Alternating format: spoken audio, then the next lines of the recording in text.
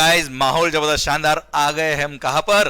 Input tax credit. और आपको पता है इनपुट टैक्स क्रेडिट की बात आते ही दिल और दिमाग में क्या आता है कि आखिर ये 10 का क्रेडिट क्यों मिला। तो सर एक बार हम रिवाइज करते हैं 10 का क्रेडिट क्यों मिला। हमारा वो मंत्र, हमारा वो सर फंडामेंटल जिसकी वजह से पूरा इनपुट टैक्स क्रेडिट कनेक्ट हो जाता है। सर 10 का क्रेडिट क्यों मिला? क्योंकि टैक्स जो लग रहा है वो पूरे 140 पे लग रहा है, which includes ₹100 on which we have already paid the tax. और वापस से पूरे 140 इंक्लूडिंग 100 पर टैक्स लग रहा है। So to avoid the multiple taxation and cascading effect 10 का क्रेडिट मिला। शायद लेक्चर्स की आपको याद आ गई होगी। सरकार शुरू करते हैं हम इनपुट टैक्स क्रेडिट। दिल थाम के बैठेगा क्योंकि आपको भी पता है सर ये चैप्टर कौन सा है और क्या चल रहा है रिवीजन में और कितना इंपॉर्टेंट आपके लिए होगा। दिल थाम के बैठेगा sir. Input tax credit section number 16 से लेकर सेक्शन नंबर 21 तक आईटीसी कवर करता है। रूल्स की बात करें सीजीएसटी के तो रूल नंबर 36 से रूल नंबर 45 तक all are covered in this chapter. Sir input tax credit सबसे पहली बात section number 16 sub section 1 eligibility के लिए बात करिए कि every registered person can claim the input tax credit of GST paid on goods और सर्विसेज और बोथ व्हेन दोस गुड्स और सर्विसेज और बोथ आर यूज्ड और intended to be used in the course और फर्दरेंस ऑफ बिजनेस। तो ITC मिलेगा, नहीं तो आईटीसी नहीं मिलेगा। Okay, section number 16 sub section 2 बोलता है हाँ भाई हाँ, इन दी कोर्स और फर्दरेंस ऑफ बिजनेस के लिए काम आया तो आईटीसी मिलेगा। पर अगर ये चारों कंडीशन, सॉरी ये पांचों कंडीशन अगर पूरी होगी तो क्रेडिट मिलेगा। समझे मेरी बात? 4 की जगह 5 की बोला क्योंकि एक कंडीशन बनना ही ऐड हुई है सरकार। मतलब ये पांचों कंडीशन पूरी होगी क्यूमुलेटिवली तो आईटीसी मिलने वाला है, नहीं तो आईटीसी नहीं मिलने वाला है। फर्स्ट कंडीशन बोलती है क्या सर, जो रेसिपिएंट है जो क्रेडिट क्लेम कर रहा है he should be in the position of the tax invoice और डेबिट नोट और एनी द प्रिस्क्राइब्ड डॉक्यूमेंट जो रूल नंबर 36 में दिए हुए। रूल नंबर 36 बोलता है क्या टैक्स इनवॉइस। सर डॉक्यूमेंट कौन कौन से जिनके बेस पे क्रेडिट मिल सकता है? Tax invoice. Sir reverse charge mechanism में अगर रेसिपिएंट खुद लायबल है और सप्लायर अगर रजिस्टर्ड नहीं है तो उसको खुद पे इनवॉइस इशू करना पड़ता है, वो इनवॉइस। रिवाइज टैक्स इनवॉइस अगर आप रजिस्टर्ड नहीं थे और आपने रजिस्ट्रेशन कराया है मीनवाइल जो बिल इशू किया उसके लिए revised tax invoice. Then input service distributor से अगर क्रेडिट डिस्ट्रीब्यूटर तो उसका टैक्स इनवॉइस है डेबिट नोट। देन सर अगर आपने इंपोर्ट ऑफ गुड्स किया तो assessed copy of bill of entry and in case अगर कभी डेबिट नोट रेज किया तो सप्लायर ने उसके बेस पे आप क्रेडिट ले सकते हो। और हाँ ध्यान देना सर ये डॉक्यूमेंट्स हो गए जिनके बेस पे आप क्रेडिट ले सकते हो। अब इनवॉइस के ऊपर इनवॉइस के बेस पे क्रेडिट मिलेगा पर invoice should contain all the information जो रूल नंबर 46 में कही वो सारी इंफॉर्मेशन पर होनी चाहिए तो ही क्रेडिट मिलेगा, नहीं तो क्रेडिट नहीं मिलेगा। पर अगर सारी इंफॉर्मेशन नहीं है पर एटलीस्ट ये इंफॉर्मेशन लिखी है बिल पर तो आपको आईटीसी मिल जाएगा, कोई दिक्कत नहीं। सर कौन कौन सा? Sir amount of tax charge, then value of supply क्या है, गुड्स और सर्विसेज का डिस्क्रिप्शन क्या है, GST number of the supplier and recipient और अगर इंटरस्टेट सप्लाई है तो प्लेस ऑफ सप्लाई। अगर एटलीस्ट ये इंफॉर्मेशन है तो कोई दिक्कत नहीं, आपको आईटीसी मिल जाएगा। अब साहब बहुत ही अच्छी बात कह दी सर, रूल नंबर 36 सब रूल नंबर 4 जिसमें लिखा था कि प्रोविजनल बेस पे 5% क्रेडिट या 10% क्रेडिट या पहले 20% क्रेडिट था वो सब हटा दिया है और बोल दिया है section number 16 sub section 2 clause number double है और रूल नंबर 36 सब रूल नंबर 4 साथ में क्लब करके पढ़ेंगे तो बोल दिया क्या सर, सप्लायर ने अपना जीएसटीआर 1 सबमिट कर दिया होना चाहिए एंड रेसिपिएंट के जीएसटीआर 2B में वो क्रेडिट रिफ्लेक्ट होनी चाहिए तो ही क्रेडिट मिलेगा, अदरवाइज आप कोई प्रोविजनल बेस पे क्रेडिट नहीं ले सकते हो। सर ध्यान दीजिएगा बेटा, सर पहले था क्या सर आप प्रोविजनल बेस पे 5% क्रेडिट ले सकते हो, अब सब हट गया है। यहां बोल दिया क्या supplier should have filed his GSTR 1 और सर हमारा जीएसटीआर 2B में वो क्रेडिट रिफ्लेक्ट करेगी तो ये हमें क्रेडिट मिलेगा, नहीं तो क्रेडिट नहीं मिलेगा। थर्ड कंडीशन बोलती है क्या क्लोज में भी सर वो गुड्स और सर्विस और बोथ जिसका आप क्रेडिट ले रहे हो वो आपको रिसीव हो जाना चाहिए। मतलब अगर आपने एडवांस पे किया है सर्विसेज के केस में और सर एडवांस पे टैक्स पे हो गया पर रेसिपिएंट को क्रेडिट नहीं मिलेगा क्योंकि उसको वो सर्विसेज रिसीव नहीं है। अच्छा हाँ, bill to ship to model है, भले गुड्स का हो या सर्विसेज का हो, सर हमारी डायरेक्शन पर किसी थर्ड पर्सन को आपने गुड्स और सर्विस डिलीवर कर दी तो रेसिपिएंट को क्रेडिट मिल जाएगा, कोई दिक्कत नहीं। मान लेंगे रेसिपिएंट को गुड्स रिसीव हो गई है। सर नेक्स्ट कंडीशन बोलती है क्या सर, गवर्नमेंट को टैक्स पे हो जाना चाहिए। गवर्नमेंट को टैक्स पे हो जाना चाहिए मतलब सर अगर फॉरवर्ड चार्ज में लायबिलिटी तो सप्लायर टैक्स पे कर देना चाहिए, रेसिपिएंट रिवर्स चार्ज में लायबल तो वो खुद टैक्स पे कर देना चाहिए तो ही क्रेडिट मिलेगा। पर हाँ सर सप्लायर ने टैक्स पे किया कि नहीं किया ये तो 3B फाइल करेगा तब पता पड़ेगा। उसने जैसे जीएसटीआर 1 फाइल किया हमारे जीएसटीआर 2B में क्रेडिट आ गई, हम क्रेडिट ले लेंगे। तो सर एक बार उसको मानते कि प्रोविजनल बेस पे आपने क्रेडिट लिया है, अगर बाद में पता पड़ा कि उसने जीएसटीआर 3B फाइल करके टैक्स पे नहीं किया तो ऐसे केस में सर वो क्रेडिट आपको रिवर्स करनी पड़ेगी। बाद में ध्यान दीजिएगा क्योंकि यहाँ पे लिखा है क्या subject to provisions of section number 41 then filing of return. Recipient ने अपना रिटर्न फाइल कर दिया होना चाहिए, रिटर्न मतलब जीएसटीआर 3B तो ही क्रेडिट के लिए वो एलिजिबल है, अदरवाइज क्रेडिट के लिए एलिजिबल नहीं है। ये पांचों कंडीशन पूरी होगी तो क्रेडिट मिलेगा, नहीं तो क्रेडिट नहीं मिलेगा। फिर sir section number 16 sub section 2 का फर्स्ट प्रोवाइजर बोलता है क्या अगर कभी भी गुड्स लॉट्स या इंस्टॉलमेंट में रिसीव होते हैं तब जब लास्ट लॉट या लास्ट इंस्टॉलमेंट रिसीव होगा तब क्रेडिट मिलेगा, नहीं तो क्रेडिट नहीं मिलेगा। अच्छा सप्लायर के लिए बोल रखा है क्या जब उसके से फर्स्ट लोड या फर्स्ट इंस्टॉलमेंट रिमूव होगा तभी उसको पूरे वैल्यू का टैक्स इनवॉइस इशू करना पड़ेगा, मतलब उस पे लायबिलिटी तो फर्स्ट लोड के टाइम पे आ जाएगी और हमारे को आईटीसी कब मिलेगा जब लास्ट लोड या लास्ट इंस्टॉलमेंट रिसीव होगा तब हमको आईटीसी मिलेगा भाई साहब। Sir section number 16 sub section 2 का सेकंड प्रोविजन बोलता है क्या वो 180 डेज वाला पॉइंट याद करो sir, if the recipient sir recipient ने सारी कंडीशन पूरी, मतलब पांचों कंडीशन सेक्शन 16 सबसेक्शन 2 की सारी कंडीशन पूरी, क्रेडिट ले लिया, पर if the recipient fails to make payment to the supplier within 180 days from the date of issue of invoice, तो ऐसे केस में सर रेसिपिएंट को जितना पेमेंट उसने नहीं किया, जितना पेमेंट फेल हुआ वो पे करने में, उतना प्रोपोर्शनेट आईटीसी उसको रिवर्स करना पड़ेगा, वो भी along with interest at the rate of 18% पर annum simple interest number of days के हिसाब से। एंड सर ध्यान दीजिएगा, सर फ्यूचर में अगर रेसिपिएंट सप्लायर को वापस से पे कर देता है then he can re avail the credit, कोई दिक्कत वाली बात नहीं है। पर हाँ सर ये this condition section number 16 subsection 2 का सेकंड प्रोविजन जो है ये उन केस में अप्लाई नहीं होता जहां पर रिवर्स चार्ज मैकेनिज्म में रेसिपिएंट खुद टैक्स पे करता है गवर्नमेंट को। क्लियर? अच्छा एक बात ध्यान दीजिएगा बेटा, ये सेक्शन नंबर 16 सबसेक्शन 2 का सेकंड प्रोविजन, ये 180 दिन वाला प्रोविजन सर वहीं पे अप्लाई होगा where the recipient fails to make payment to the supplier.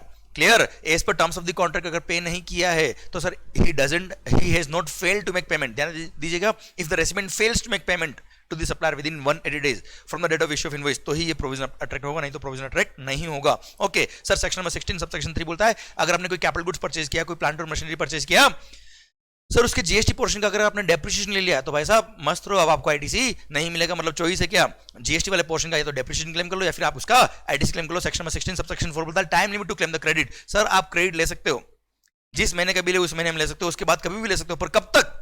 जो जिस फाइनेंशियल ईयर से रिलेटेड वो डेबिट नोट है या जिस फाइनेंशियल ईयर से रिलेटेड वो टैक्स इनवॉइस है सर, उस फाइनेंशियल ईयर के एंड होने के बाद जो सितंबर मंथ का रिटर्न फाइल करने का ड्यू डेट आएगा वो, या actual filing of annual return whichever is earlier तक आप क्रेडिट ले सकते हो, उसके बाद क्रेडिट नहीं ले सकते हो। अच्छा डेबिट नोट के रेस्पेक्ट में सेम प्रोविजन है, उस डेबिट नोट के रेस्पेक्ट में ओरिजिनल टैक्स इनवॉइस का भी इशू हुआ उससे अब हमें कोई कंसर्न नहीं है। नेक्स्ट है क्या सर, ये सेक्शन में 16 पूरा खत्म होता है। अब रूल नंबर 86A बोलता है condition of use of amount available in electronic credit ledger. अगर कमिश्नर या any other authorise officer not below the rank of assistant commissioner के पास रीजन टू बिलीव है कि साहब आपने कुछ ना कुछ गड़बड़ करेगी क्या, जिससे टैक्स इनवॉइस लिया है, टैक्स इनवॉइस डेबिट नोट या एनी अदर प्रेस्क्राइब्ड डॉक्यूमेंट, वो पर्सन जो सप्लायर ऑफ गुड्स या सर्विस था उसने जो बिल इशू किया भाई वो बोगस बिल था। कैसे? मतलब या तो that supplier was found to be non existent, या वो ऐसे प्लेस ऑफ बिजनेस से बिजनेस कर रहा था which is not a declared place of business, या फिर सर आपको गुड्स और सर्विस बहुत रिसीव ही नहीं हुआ, या फिर आपको टैक्स इनवॉइस या डेबिट नोट रिसीव ही नहीं हुआ, या रेसिपिएंट जो क्रेडिट क्लेम कर रहा है भाई साहब वो डमी पर्सन था, मतलब वो he was found to be non existent and sir सरकार और गवर्नमेंट को टैक्स पे नहीं हुआ है। तो ऐसे केस में,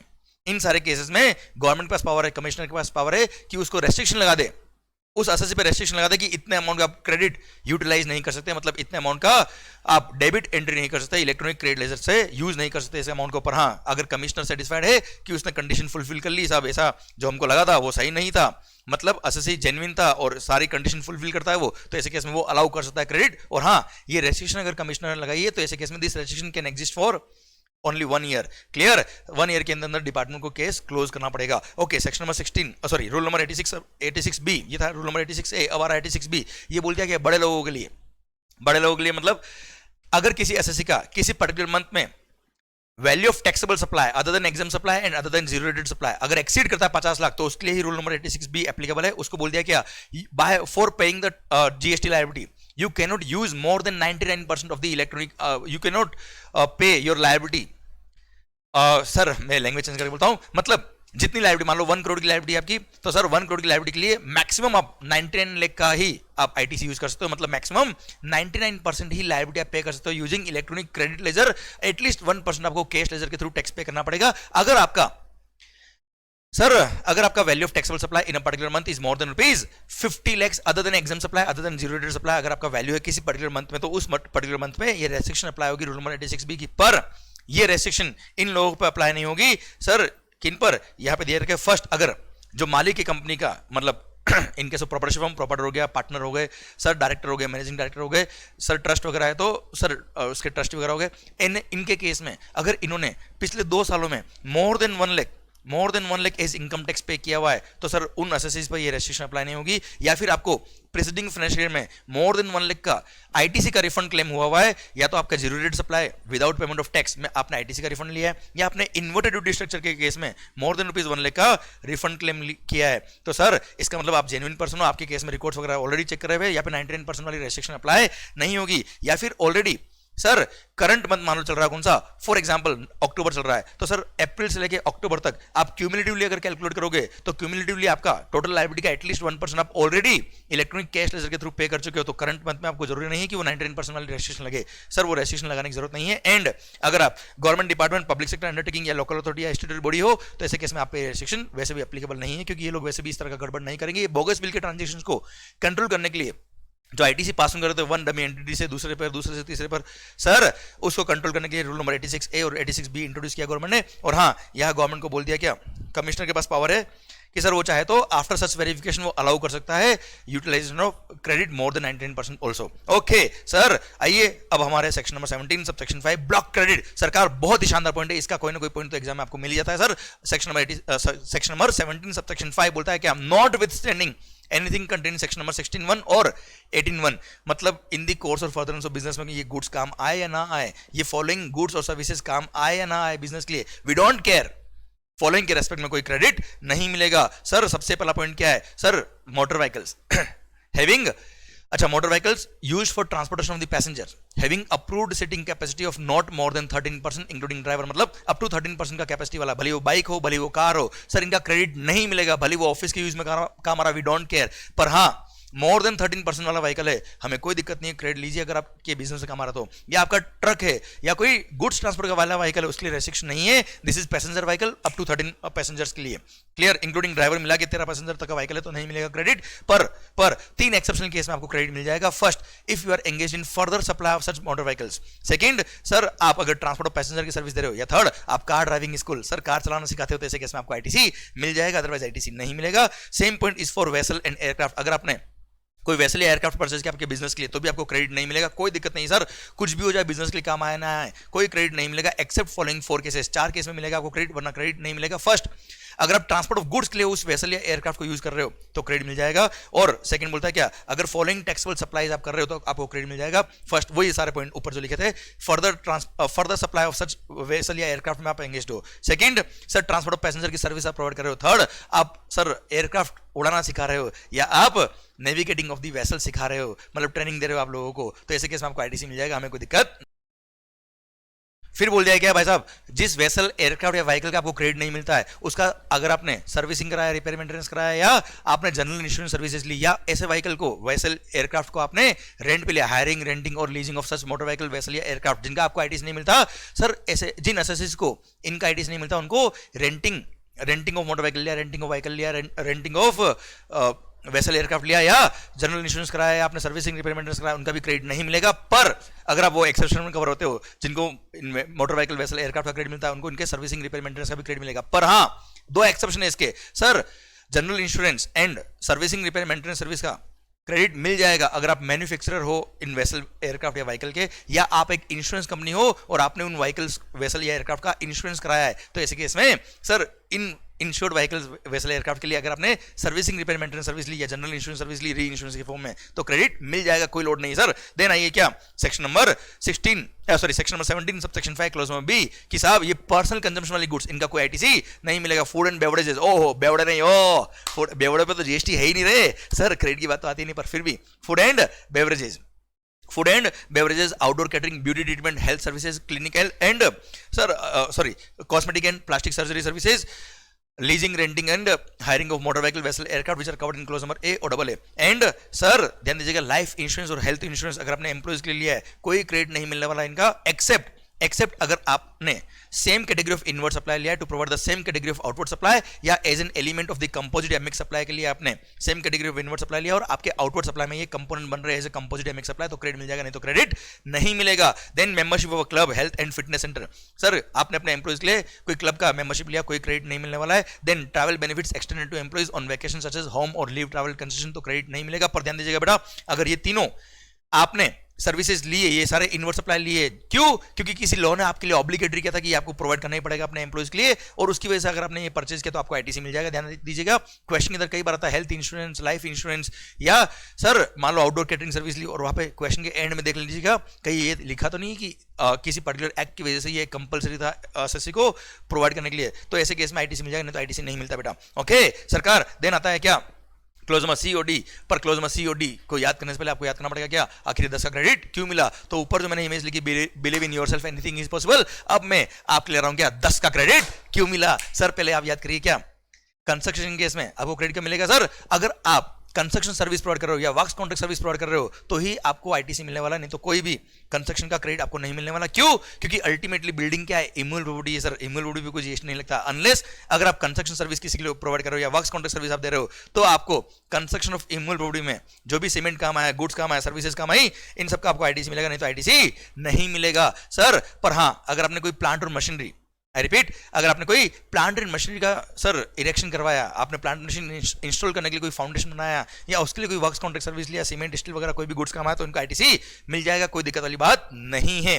क्लियर, ओके सर ध्यान दीजिएगा बेटा, the term construction includes repair, maintenance, renovation and alteration of the building अगर वो कैपिटलाइज हो रहा है इन दी सेड इम्यूल प्रॉपर्टी। अगर आपने इम्यूल प्रॉपर्टी का रिपेयरिंग मेंटेनेंस वगैरह कराया है और उसको अगर आपने कैपिटलाइज किया है इन दी इम्यूल प्रॉपर्टी, तो ऐसे केस में उस रिपेयरिंग में जो गुड्स या सर्विसेज काम आई उसका भी क्रेडिट नहीं मिलेगा। पर अगर repair maintenance of the building, आपके ऑफिस की बिल्डिंग, फैक्ट्री बिल्डिंग का रिपेयरिंग आपने कराया, जो आपने प्रॉफिट एंड लॉस अकाउंट में डेबिट किया है, रेवेन्यू का खर्चा था, तो ऐसे केस में उस रिपेयरिंग में, उस रिनोवेशन में, उस ऑल्टरेशन में जो भी सीमेंट स्टील या सर्विसेज काम आई कंस्ट्रक्शन की, उन सब का आपको आईटीसी मिल जाएगा, कोई लोड वाली बात नहीं भाई। देन सर आपने ऐसा कोई इन्वर्ट सप्लाई लिया है जो किसी लिए आपने कंपोजिशन स्कीम सप्लायर से, अरे भाई सप्लायर ने कंपोजिशन स्कीम ले रखा है तो हमको कोई आईटीसी नहीं मिलेगा। सर ध्यान दीजिएगा, वैसे भी वो टैक्स इनवॉइस इशू नहीं करता, वो तो बिल ऑफ सप्लाई इशू करेगा। देन आप अगर एक एनआरटीपी हो, नॉन रेजिडेंट टैक्सेबल पर्सन, उसको कोई क्रेडिट नहीं मिलेगा except on goods imported by him. Sir then आपने अगर कोई पर्सनल कंजम्पशन के लिए कोई गुड्स या सर्विसेज परचेज करी, कोई क्रेडिट नहीं मिलेगा। Then very important clause, section number 17 subsection 5 clause number H, goods which are lost, stolen, destroyed or written off or disposed of by way of gift or free samples, तो कोई ITC नहीं मिलने वाला है। Sir and last point, section number 17 subsection 5 clause number I बोलता है क्या, अगर आपने कोई टैक्स पे किया in persons of section number 74, 129 और 130, तो कोई क्रेडिट नहीं मिलेगा। ये फ्रॉड वाले केस है साहब, चोर को पकड़ लिया और बोलते हो क्या अब टैक्स पे कर दिया, अब क्रेडिट दे दो। सर कोई क्रेडिट नहीं मिलने वाला है। ऐसे चोर ने अगर आपको टैक्स पे करके डेबिट नोट रेज किया, उस डेबिट नोट के बेस पे कस्टमर को कोई क्रेडिट नहीं मिलेगा। देन सर्कुलर पे जाइए sir, section number 17 subsection 5 block credit पूरा कवर होता है। सर अब सर इसके सर्कुलर दे के दो रिलेटेड सर्कुलर मैं बताता हूं।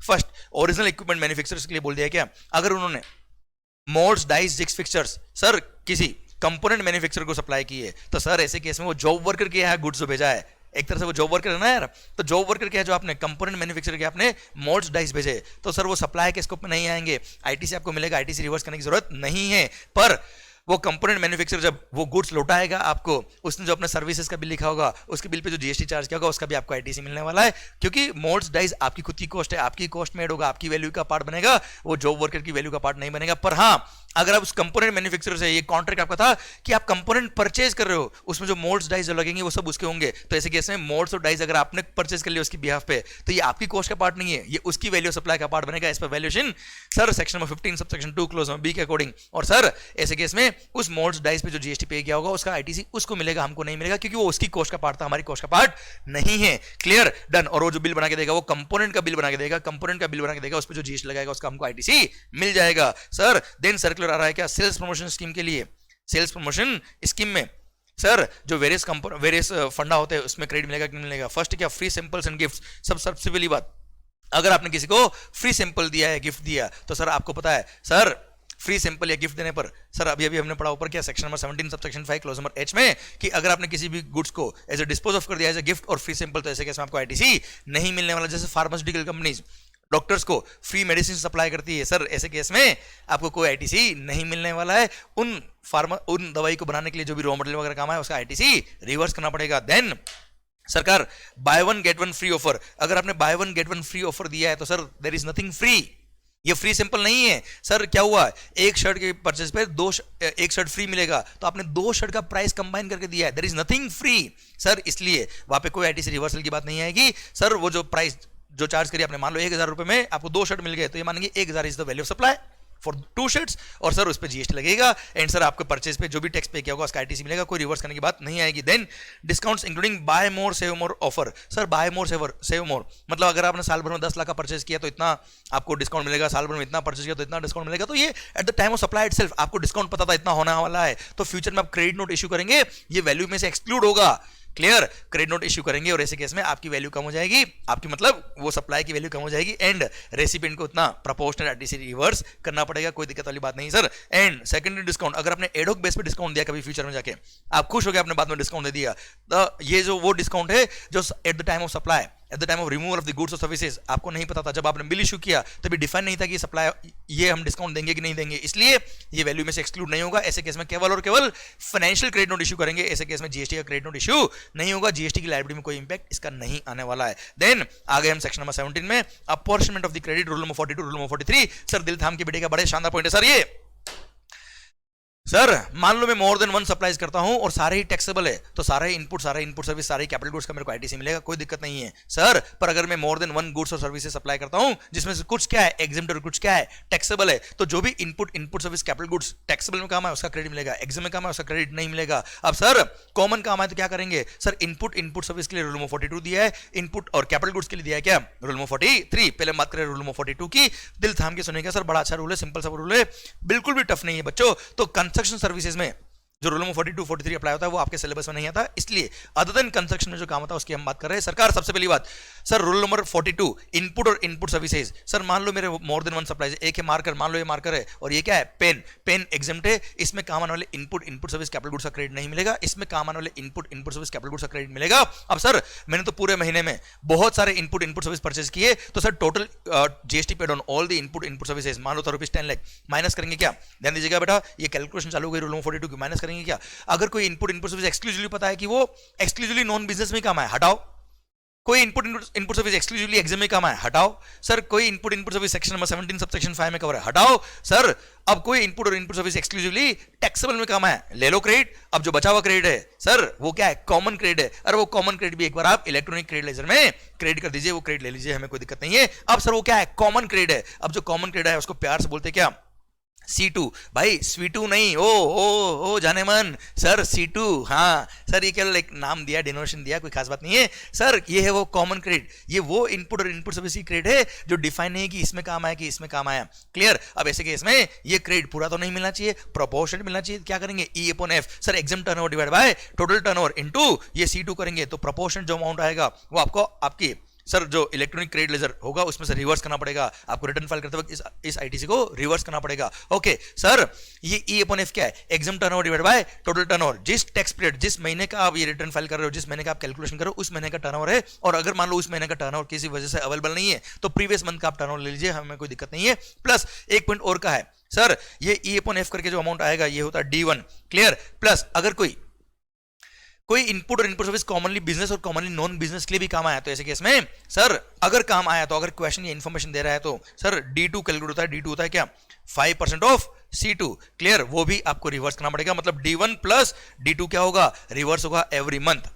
क्लियर। अच्छा ये 5% वाला पॉइंट ध्यान दीजिएगा बेटा, अगर क्वेश्चन ने कोई इन्फॉर्मेशन नहीं दी है तो ऐसे केस में अजम्पशन नोट जरूर डाल के आइएगा कि हमने ये अज्यूम किया है कि कॉमन इनपुट सर्विस कोई भी बिजनेस और नॉन बिजनेस के लिए काम नहीं आया है, या वाइस वर्सा। जैसा भी आपको नोट लिखना, नोट लिख के ये दोनों आंसर आई से ही सही करेगा, कोई दिक्कत नहीं सर। क्लियर। अब साहब बात आती है क्या, ये कैलकुलेशन आप हर महीने करेंगे एंड पूरा साल खत्म होने के बाद एवरी मंथ आपने ये कैलकुलेशन करके रिवर्स किया होगा क्रेडिट, पर पूरा साल खत्म होने के बाद एनुअल टर्नओवर लेके वापस से आपको ये E/F वाला जो कैलकुलेशन था, annual turnover of exempt supply divide by total supply into 12 महीने का पूरा क्रेडिट, कॉमन क्रेडिट जो था वो बेटा।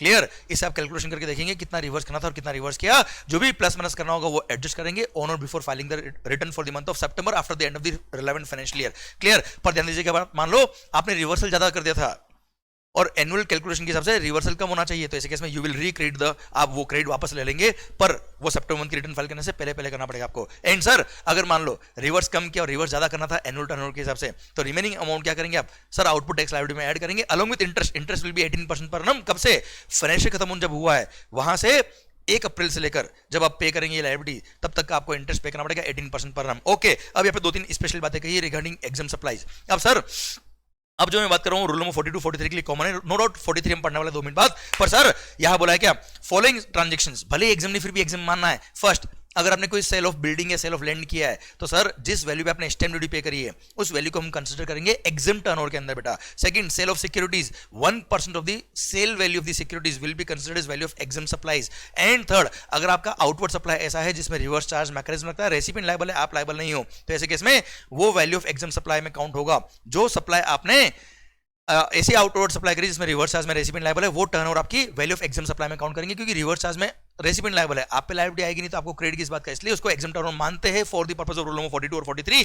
प्लस सर दो ट्रांजेक्शन, अगर ध्यान दीजिएगा बेटा, अगर आपने कभी किसी को लोन दिया, एडवांस दिया या डिपॉजिट दिया, उसके अगेंस्ट आपको इंटरेस्ट की इनकम अर्न हुई है तो वो एग्जम्प्ट सप्लाई होती है, पर फिर भी for the purpose of rule number 42 43 उसको एग्जम्प्ट टर्नओवर में इंक्लूड नहीं करना है except for a banking company, financial institution including NBFC. And sir second exception, अगर आप एक शिपिंग कंपनी हो, आप transport of goods by vessel करते हो from customs station of clearance in India to a place outside India, तो sir वो service although exempt from GST है, पर फिर भी उस शिपिंग कंपनी को बेनिफिट देने के लिए सर बोल दिया क्या उसको एग्जम्प्ट टर्नओवर में इंक्लूड नहीं करना है। अच्छा, ये दोनों ट्रांजेक्शन एग्जम्प्ट है, फिर भी एग्जम्प्ट में इंक्लूड नहीं करना है, पर इसको टोटल टर्नओवर में इंक्लूड करना है बेटा। ई अपॉन एफ, ई में इंक्लूड नहीं करना है, एफ में इंक्लूड करना है, ध्यान दीजिएगा बेटा।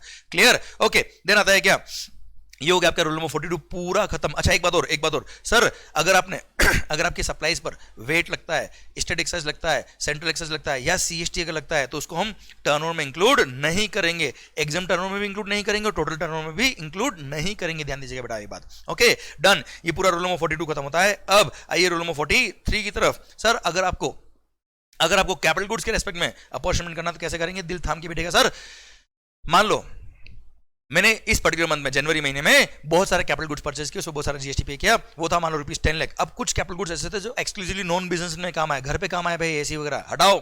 सर कोई कैपिटल गुड्स मान लो एक्सक्लूसिवली एग्जाम में काम आ रहा है, हटाओ। सर कोई capital goods section number 17 sub section 5 में कवर हो रहा है, हटाओ। सर कोई कैपिटल गुड्स केवल और केवल टैक्सेबल में काम आया, ले लो क्रेडिट। अच्छा, टैक्सेबल सप्लाई जहां पे वर्ड यूज कर रहा हूं, taxable supply includes zero rated supply also, क्योंकि जीरो रेटेड सप्लाई भले एग्जाम सप्लाई हो, एग्जाम गुड्स अगर आपने एक्सपोर्ट किया या एसईजेड को सप्लाई किया उसको भी जीरो रेटेड सप्लाई बोलते हैं और उसको टैक्सेबल सप्लाई की तरह मानते हैं, और उसका भी उसमें काम आने वाले इनपुट सर्विस कैपिटल गुड्स का आईटीसी मिलता है, इसलिए उसको टैक्सेबल टर्नओवर में इंक्लूड करते हैं। ओके, अब सर जो बच गया क्रेडिट वो क्या है, कॉमन क्रेडिट। अब वो कैपिटल गुड्स का कॉमन क्रेडिट है बेटा। अब कैपिटल गुड्स की लाइफ होती है ऑन एवरेज कितनी, 5 साल एज पर जीएसटी एक्ट। तो ऐसे केस में बोल दिया क्या, जो कॉमन क्रेडिट है क्या करेंगे भाई, सर एक बार पूरा क्रेडिट ले लो पर पूरा मिलना नहीं चाहिए ना सर, अरे एक बार ले लो, फिर डिवाइड बाय 60 मंथ करेंगे, डिवाइड बाय 60 मंथ करेंगे और 60 मंथ तक ई अपॉन एफ करते जाएंगे, exam turnover divide by total turnover into जो आपका डिवाइड बाय 60 मंथ आया था। जैसे मान लो 6 लाख का क्रेडिट था, 6 लाख डिवाइड बाय 60 मंथ, तो 6 लाख डिवाइड बाय 60 मंथ करेंगे तो 10,000 भी पर मंथ आएगा। आप 10,000 को हर रेस्पेक्टिव 60 मंथ तक exam turnover divide by total turnover into 10,000 करके जो भी अमाउंट आएगा वो आउटपुट टैक्स लायबिलिटी में आप हर महीने ऐड करते जाना along with interest. Clear? Done. Okay, सरकार ध्यान दीजिएगा बेटा। अब यहां पर एक, अच्छा इसमें सिंह से 5 साल तक कैलकुलेशन हो रही है, इसलिए ईयर एंड के बाद कोई वापस से रीकैलकुलेशन करने की जरूरत नहीं है, एनुअल टर्नओवर लेके कोई कैलकुलेशन करने की जरूरत नहीं है। अच्छा, अब यहाँ पे ध्यान दीजिएगा बेटा। अच्छा, जिस महीने का आप कैलकुलेशन करो उसी महीने का टर्नओवर लेना है, उस महीने का टर्नओवर अगर अवेलेबल नहीं तो प्रीवियस मंथ का आप टर्नओवर ले सकते हो, कोई दिक्कत नहीं, पर ईयर एंड के बाद कोई कैलकुलेशन वापस से रीकैलकुलेशन नहीं करनी है कैपिटल गुड्स के केस में। ओके, अब चेंज इन यूज। सर मान लो कोई कैपिटल गुड्स था जो पहले एक्सक्लूसिवली एग्जाम सप्लाई में काम आ रहा था, तो जब परचेज किया होगा तो आपने आईटीसी नहीं लिया होगा। अब मान लो वो कैपिटल गुड्स केवल और केवल किसमें काम आ रहा है, सर टैक्सेबल में काम आ रहा है। सर तो ऐसे केस में क्या होगा, उस पे मान लो आपने जीएसटी पे किया था 6 लाख रुपए, तो पूरा 6 लाख आप क्रेडिट ले लीजिए एक बार। सर जो गुड्स एग्जाम था वो टैक्सेबल नहीं हो रहा है, ऐसा नहीं है। यहाँ पे क्या है, पहले वो मशीन पहले केवल एग्जाम में काम आ रही थी, अब वो मशीन इसमें काम आ रही है, तो ऐसे केस में जो 6 लाख रुपए आपने टैक्स पे किया था वो पूरा क्रेडिट एक बार ले लीजिए। फिर जितने टाइम वो एग्जाम में काम आया उसका उतने टाइम के लिए आपको आउटपुट टैक्स लायबिलिटी में उतना अमाउंट ऐड करना पड़ेगा, क्योंकि उतना क्रेडिट नहीं मिलना चाहिए। तो वहां बोल दिया क्या, सर जितना भी उस कैपिटल गुड्स पे जीएसटी पे किया था इनटू 5% पर क्वार्टर या पार्ट ऑफ द क्वार्टर क्या करेंगे, आउटपुट टैक्स लायबिलिटी में ऐड कर देना, जिस महीने में आप टैक्सेबल के यूज में ले रहे हो बेटा। क्लियर? डन। सेकंड केस, अगर आपने कोई कैपिटल गुड्स परचेज किया था जो एक्सक्लूसिवली एग्जाम में काम आ रहा था और बाद में थोड़ा टाइम बाद उस मशीन को आप इसके लिए भी यूज ले रहे हो और इसके लिए भी यूज ले रहे हो, तो ऐसे केस में क्या होगा भाई, ओरिजिनल जब मशीन परचेज की तो आपने क्रेडिट नहीं लिया होगा, अब पूरा क्रेडिट एक बार ले लीजिए। फिर 5% पर क्वार्टर या पार्ट ऑफ द क्वार्टर उस 6 लाख का, 6 lakh is the amount of GST paid on that capital goods जो पहले केवल एक्सक्लूसिवली एग्जाम में काम आ रही थी, अब कॉमन काम आ रही है, तो ऐसे केस में 6 लाख इंटू 5% पर क्वार्टर या part of the quarter calculate करेंगे और उतना अमाउंट का आउटपुट टैक्स लायबिलिटी में ऐड कर देंगे। अब 6 लाख जो है वो क्या है, कॉमन क्रेडिट, क्योंकि वो कॉमन में काम आ रहा है। अब कॉमन क्रेडिट तो उसको कॉमन क्रेडिट में ऐड कर देंगे, फिर उसका डिवाइड बाय 60 मंथ होगा और 6 महीने तक डिवाइड बाय 60 मंथ होगा और 60 मंथ तक ई अपॉन एफ होता रहे, सॉरी डिवाइड बाय 60 मंथ करेंगे और during the remaining useful life of the capital goods वो ई अपॉन एफ होता रहेगा और आउटपुट टैक्स लायबिलिटी में ऐड होता जाएगा बच्चों। क्लियर? तो सर 6 लाख का क्रेडिट था, डिवाइड बाय 60 मंथ 10,000 रुपए आ गया। Now 10,000 will be apportioned by E upon F for remaining useful life of the capital goods. मान लो remaining useful life of the capital goods बचा था 40 मंथ, तो 40 महीने के लिए ई अपॉन एफ होता रहेगा 6 लाख का बेटा। Clear? Done. Sir case number 3, अगर मान लो कोई कैपिटल गुड्स केवल और केवल पहले काम आ रहा था किसमें, टैक्सेबल सप्लाई में काम आ रहा था, अब वो कॉमन यूज में काम आ रहा था, क्या करेंगे सर? मान लो 6 लाख वॉज द जीएसटी, इसको कांस्टेंट रखे एग्जांपल को, 6 लाख रुपए जीएसटी आपने पे किया था, परचेज पे आपने क्रेडिट पूरा ले लिया होगा क्योंकि वो पूरा किसमें काम आ रहा था, टैक्सेबल में काम आ रहा था। कुछ टाइम बाद, मान लो 1-2 साल बाद वो काम आ रहा है किसमें, एग्जाम्पल और टैक्सेबल दोनों के लिए काम आ रहा है, कॉमन काम आ रहा है। तो क्या करेंगे, वो 6 लाख का क्रेडिट तो आप ऑलरेडी अवेल कर चुके हो, बस उसको कॉमन क्रेडिट में ऐड कर दो, डिवाइड बाय 60 मंथ कर दो और remaining useful life of the capital goods के लिए वो क्या हो जाएगा सर, ई अपॉन एफ होता रहेगा। अच्छा, रिमेनिंग यूजफुल लाइफ कितनी बेटा, जब आपने ओरिजिनली परचेज किया था, डेट ऑफ परचेज इनवॉइस जो है आपका बेटा सर, वहां से 60 मंथ काउंट होंगे, जितने मंथ हो गए ठीक है, रिमेनिंग मंथ के लिए ई अपॉन एफ हो जाएगा बच्चों। Clear? Done. Sir next case क्या है, मान लो कोई मशीन केवल और केवल टैक्स में काम आ रही थी और सर 2 साल बाद वो केवल किस में काम आ रही है, एग्जाम में ही काम आ रही है। तो जब ओरिजिनली परचेज किया, क्रेडिट ले लिया था आपने ऑलरेडी, अब क्या करेंगे, 5% पर क्वार्टर या पार्ट क्वार्टर रखेंगे, रिमेनिंग अमाउंट जो आएगा वो पूरा क्या कर देंगे, रिवर्स कर देंगे, आउटपुट टैक्स लायबिलिटी में ऐड कर देंगे। सर नेक्स्ट केस, अगर कोई कैपिटल गुड्स केवल कोई कैपिटल गुड्स जब परचेज किया तब कॉमनली काम आ रहा था, आपने पूरा क्रेडिट लिया था, डिवाइड बाय 60 मंथ किया था, ई अपॉन एफ चालू कर दिया था, पर कुछ टाइम बाद वो मशीन केवल और केवल टैक्सेबल में काम आ रही है, तो कुछ नहीं करने का, ई अपॉन एफ करना बंद कर दो बेटा, क्योंकि क्रेडिट तो आप ऑलरेडी ले चुके हो। सर लास्ट केस, अगर कोई मशीन केवल और केवल जब मशीन आपने परचेज किया था वो कॉमनली काम आ रही थी, तो आपने क्रेडिट पूरा लिया था, अब वो केवल और केवल एग्जाम में काम आ रही है, तो क्या करेंगे, जब आपने ओरिजिनली क्रेडिट लिया था, डिवाइड बाय 60 मंथ किया होगा, ई अपॉन एफ चालू होगा बेटा, पर अब सिंस मशीन को केवल इसमें काम आ रही है, तो पहली बात तो ई अपॉन एफ करना बंद कर दो। सेकंड थिंग, 5% पर क्वार्टर या part of the quarter calculate कर लो, सर उतना क्रेडिट रखो, एक्सेस बैलेंस जो है वो क्या कर दो, एक साथ आउटपुट टैक्स लायबिलिटी में ऐड कर दो, क्योंकि रिमेनिंग टाइम के लिए मशीन किसमें काम आएगी, एग्जाम में काम आएगी। भारत माता की जय। ये सारे केस खत्म होते हैं। अब I hope you got the entire fundamental regarding rule number 43। अच्छा ध्यान देना, यहाँ पे वो 1 साल वाला फंडा अप्लाई नहीं होता है, ये सेक्शन नंबर 17 पढ़ रहे हैं बेटा। सर हम आगे बढ़ेंगे सेक्शन नंबर 18 में कि सर आपने वो मशीन लास्ट 1 साल में परचेज करी तो ही क्रेडिट मिलने वाला है, वो 1 साल का लिमिट यहाँ पे अप्लाई नहीं होता। मैं एग्जांपल देता हूँ, मान लो कोई मशीन आपने केवल और केवल एग्जाम के लिए परचेज करी थी, आपने कोई क्रेडिट नहीं लिया था, 2 साल बाद उस मशीन को आप कॉमन यूज में ले रहे हो, तो 2 साल बाद भी उसका क्रेडिट ले सकते हो, कोई दिक्कत वाली बात नहीं है। आइए मालिक, sir section number 17 subsection 4 red with rule number 38। Sir banking company financial institution including NBFC के लिए बोल दिया क्या सर, इनको एक ऑप्शन दिया कि आप चाहे तो सर रूल नंबर 42 43 फॉलो करें, या फिर सर जितना भी आपने क्रेडिट लिया है वो पूरा क्रेडिट एक बार अवेल करें और उसी महीने में इनपुट हो, इनपुट सर्विस हो, कैपिटल गुड्स हो, उसका 50% रिवर्स कर दो, मतलब उसी महीने में 50% रिवर्स करो, रिमेनिंग क्रेडिट लो, मस्त रहो, भारत माता की जय करो, कोई दिक्कत नहीं। पर अगर आपने ये ऑप्शन लिया है तो मिड ऑफ द फाइनेंशियल में आप चेंज नहीं कर सकते हो।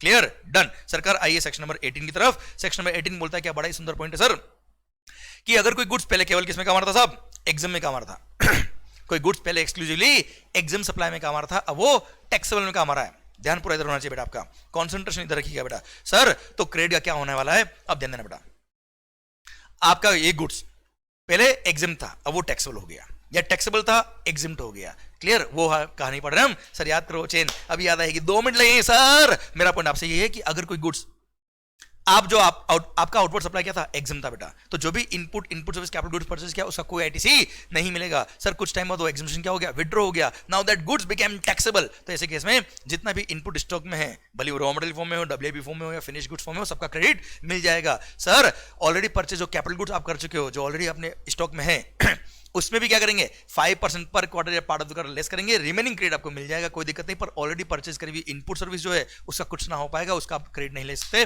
पर इनपुट और कैपिटल गुड्स का क्रेडिट आप ले लेंगे। पर यहां पे कंडीशन है सेक्शन नंबर 18 सबसेक्शन 2 में कि वो कैपिटल गुड्स हो या इनपुट हो जिसका आप क्रेडिट ले रहे हो, इस केस में सर उसका परचेज इनवॉइस 1 साल से ज्यादा पुराना नहीं होना चाहिए। लास्ट 1 साल में जो परचेज किया है उन्हीं इनपुट और उन्हीं कैपिटल गुड्स का आप क्रेडिट ले सकते हो यहां पर। क्लियर? ओके, अभी आपकी गुड्स क्या है, टैक्सेबल है, जो भी नया परचेज करोगे सबका क्रेडिट मिलेगा। वापस वो गुड्स क्या हो गए, मान लो एग्जिम्ट हो गए, तो जितना भी इनपुट स्टॉक में क्रेडिट रिवर्स, जितना भी कैपिटल गुड्स स्टॉक में है उसको sir proportion credit reverse. Proportion कैसे करेंगे सर, सर डिवाइड बाय जितना भी आपने आईटीसी लिया था डिवाइड बाय 60 मंथ करेंगे, multiply by remaining useful life of the capital goods in complete month. Sir 36 month और 10 डेज का लाइफ बचा है, तो 36 मंथ से मल्टीप्लाई कर देना सर। तो 6 लाख वो क्रेडिट जो लिया था वो डिवाइड बाय 60 मंथ इंटू 36, इतना आप आउटपुट टैक्स लायबिलिटी में ऐड कर देना, एंड उसके बाद भी अगर कोई आईटीसी बच जाए तो it will lapse. Clear? Done. I repeat sir, अगर कोई गुड्स टैक्सेबल था अब एग्जिम्ट हो गया, तो जितना भी इनपुट स्टॉक में था, भले रॉ मटेरियल कंडीशन में हो, डब्ल्यूआईपी कंडीशन में हो, फिनिश गुड्स कंडीशन में हो, उसका क्रेडिट रिवर्स। कैपिटल गुड्स के केस में जितना आपने क्रेडिट लिया था divide by 60 month into remaining useful life of the capital goods in complete month, इतना रिवर्स। उसके बाद भी अगर कोई बैलेंस बच जाए इट विल लैप्स, और अगर बैलेंस कम पड़ा तो उतना आप टैक्स पे कर देना गवर्नमेंट को उसी महीने में। क्लियर? भारत माता की जय। ओके, अब सर बात करें क्या अगर एसएससी ने कंपोजिशन स्कीम लिया था तो और कंपोजिशन से बाहर आ रहा है या वाइस वर्सा, तो क्या होगा? सेम सिस्टम है सर, सेम प्रोविजन है, पर वापस रिपीट हो जाएंगे सर आपके लिए।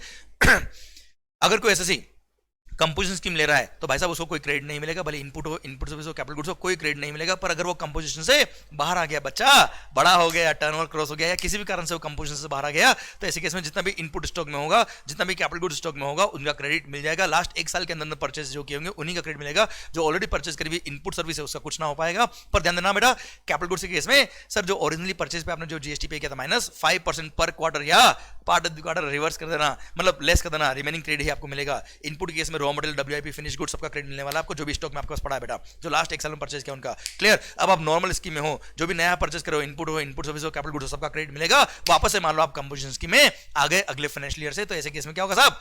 जितना भी इनपुट स्टॉक में है क्रेडिट रिवर्स, जितना भी कैपिटल गुड्स है स्टॉक में उसका, जितना भी आपने आईटीसी लिया था divide by 60 month into remaining useful life of the capital goods out of दो 60 month in complete month, sir इतना रिवर्स करना पड़ेगा, मतलब इतना आउटपुट टैक्स लायबिलिटी में ऐड करना पड़ेगा। एंड उसके बाद भी अगर कोई बैलेंस बच जाए आईटीसी का, इट विल लैप्स। भारत माता की जय। सर अब आइए बात करते हैं हम क्या, अगर मान लो एसएससी जीएसटी में रजिस्टर्ड नहीं था, रजिस्ट्रेशन करवा रहा है या वाइस वर्सा कैंसिल हो रहा है रजिस्ट्रेशन, तो उस केस में क्या होगा भाई? वो भी हम चेंज पढ़ लेते। सर अगर मान लो कोई एसएससी जीएसटी में रजिस्टर्ड नहीं था, अब आप भाई साहब जीएसटी में रजिस्टर्ड हो ही नहीं, तो ऐसे केस में सर सेक्शन में 16 सब सेक्शन 1 क्या बोलता है? Sir every registered person can claim the credit, तो क्रेडिट तो मिलने वाला है नहीं बेटा। इनपुट सर्विस कैपिटल गुड्स किसका भी क्रेडिट नहीं मिलेगा। अब मान लो एसएससी ने रजिस्ट्रेशन करवा दिया, दिल थाम के सुनेगा, सर अगर आप रजिस्टर्ड नहीं थे, आपने कोई क्रेडिट नहीं लिया था, अब आप रजिस्ट्रेशन करा रहे हो, तो उस टाइम पे जो भी इनपुट स्टॉक में है, आई रिपीट इनपुट स्टॉक में है, भले रॉ मटेरियल कंडीशन में हो, डब्ल्यूआईपी कंडीशन में हो या फिनिश गुड कंडीशन में हो, उनका क्रेडिट मिल जाएगा जो भी लास्ट एक साल में परचेज किए। पर जो भी कैपिटल गुड्स आपके पास ऑलरेडी परचेज किए हुए पड़े हैं, जो आप जब आप अनरजिस्टर्ड थे उस टाइम अपने कैपिटल गुड्स परचेज किए थे, उनका कोई क्रेडिट अब नहीं ले सकते बेटा आप, अगर आप रजिस्टर्ड नहीं थे उस टाइम तो। और इनपुट सर्विस जो आप ऑलरेडी परचेज कर चुके हो उसका तो कुछ वैसे भी नहीं हो सकता बच्चा। क्लियर? यहाँ पे केवल इनपुट का क्रेडिट मिल रहा है बेटा। ओके, अब आप जीएसटी में रजिस्टर्ड हो, अब आप जीएसटी में रजिस्टर्ड हो, सर टैक्सेबल सप्लाई करो, जो भी नया परचेस करोगे सबका क्रेडिट मिल जाएगा। पर एक दिन अचानक जिंदगी में ऐसा मोड़ आ गया कि आपका रजिस्ट्रेशन क्या हो गया?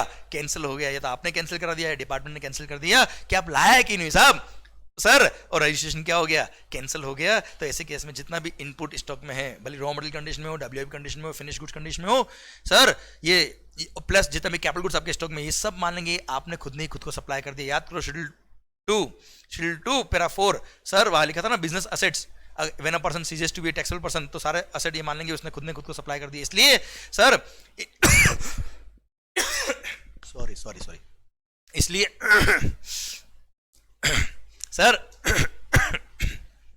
सर इसलिए जितना भी इनपुट स्टॉक में है सर, उन पे जो आपने आईटीसी लिया था वो अमाउंट प्लस कैपिटल गुड्स के केस में जितना भी आपने आईटीसी लिया था divide by 60 month into remaining useful life of the capital goods in out of दो 60 मंथ इन कंप्लीट मंथ, जितना भी आपका क्रेडिट बनता है वो उसको कंपेयर करेंगे ओपन मार्केट वैल्यू पे जो जीएसटी बनता है वो, विच एवर इज हायर, इतना आपको लायबिलिटी पे करना पड़ेगा। उसके बाद भी अगर आपको आईटीसी बैलेंस बच जाए तो it will lapse. Clear? Done. अच्छा, ये हो गया क्या रजिस्ट्रेशन।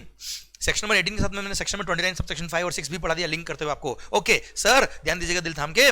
मैंने एक बात और बताई सर, क्या कि जब आप रजिस्टर्ड नहीं थे, आपने जो भी परचेज किया इनपुट सर्विस कैपिटल गुड्स, उसका आपको क्रेडिट मिल जाएगा अगर आप रजिस्ट्रेशन कराते हो और वो स्टॉक में आपके पास है तो। पर आप रजिस्ट्रेशन क्यों करा रहे हो? दो कारण, या आपने वॉलंटरी रजिस्ट्रेशन कराया या आप लायबल फॉर रजिस्ट्रेशन थे। अगर आपने वॉलंटरी रजिस्ट्रेशन कराया तो ऐसे केस में जब आपको ग्रांट ऑफ रजिस्ट्रेशन सर्टिफिकेट होता है, जिस दिन रजिस्ट्रेशन सर्टिफिकेट मिलता है उस दिन का जो स्टॉक होगा, मतलब उससे एक दिन पहले का जो क्लोजिंग स्टॉक होगा इनपुट का, उसका आपको क्रेडिट मिल जाएगा, कोई दिक्कत नहीं है। पर केस नंबर 2, अगर आप लायबल फॉर रजिस्ट्रेशन थे, मान लो 14 फरवरी को आपको लायबिलिटी आई थी रजिस्ट्रेशन की, तो ऐसे केस में आपने अगर विद इन 30 डेज रजिस्ट्रेशन के लिए अगर अप्लाई कर दिया तो सर जिस दिन आप लायबल फॉर रजिस्ट्रेशन हुए थे, मान लो 14 फेब को हुए थे, तो 13 फेब का जो क्लोजिंग स्टॉक था इनपुट का, उसका सारा आपको क्रेडिट मिल जाएगा, कोई दिक्कत नहीं, क्योंकि लायबिलिटी भी 14 फेब से चालू होगी बेटा आपकी। क्लियर? पर अगर आपने विद इन 30 डेज रजिस्ट्रेशन के लिए अप्लाई नहीं किया, अगर आप लायबल फॉर रजिस्ट्रेशन थे, जैसे 14 फेब को आप लायबल फॉर रजिस्ट्रेशन हुए पर तेरी दीवानगी में ऐसे हुए दीवाने भूल गए रजिस्ट्रेशन कराना, तो ऐसे केस में आपको जब ईयर एंड आया 31 मार्च को याद आया भाई साहब रजिस्ट्रेशन के लिए अप्लाई करना है, आपने 4 अप्रैल को रजिस्ट्रेशन के लिए अप्लाई किया, सर 10 अप्रैल को मान लो रजिस्ट्रेशन सर्टिफिकेट मिला आपको, तो जिस दिन रजिस्ट्रेशन सर्टिफिकेट मिला है 10 अप्रैल को, उससे एक दिन पहले 9 अप्रैल को जो क्लोजिंग स्टॉक होगा उसी इनपुट का आपको क्रेडिट मिलेगा, वो भी लास्ट एक साल में जो परचेज किया उसका। पर ध्यान देना बेटा 14 फेब से लेकर 9 अप्रैल तक जो गुड्स आप बेच चुके हो उस पर जीएसटी तो पे करना पड़ेगा, पर उसके परचेज पे जो भी आपने जीएसटी पे किया उसका आईटीसी नहीं मिलेगा। यहाँ पे लॉस हो रहा है बेटा आपको। Clear, done. प्लस आपने लेट रजिस्ट्रेशन कराया उसकी पेनल्टी भी 100% टैक्स इन्वॉल्व, जो सप्लाई किया आपने उसका पेनल्टी भी पे करना पड़ेगा आपको सर। ओके सरकार, ये सारे पॉइंट मैंने एक साथ आपको समझा दिए, शायद आपको समझ में आ गया। ओके सर, सेक्शन नंबर 18 के अंदर एक दो बातें और है, वो भी साथ में बढ़ा देता हूं मैं। अच्छा, सबसे पहली बात, आप जब इन सारे केसेस में जो मैंने 3 केस बताए, आपकी गुड्स एग्जाम थे, टैक्सेबल हो गए या वाइस वर्सा, कंपोजिशन स्कीम में थे, नॉर्मल स्कीम में आ गए या वाइस वर्सा, आप रजिस्टर्ड नहीं थे, रजिस्ट्रेशन कराया या वाइस वर्सा, इन सारे केस में जब आईटीसी लेते हो या रिवर्स करते हो वहां पे फॉर्म क्या होता है वो बताता हूं मैं।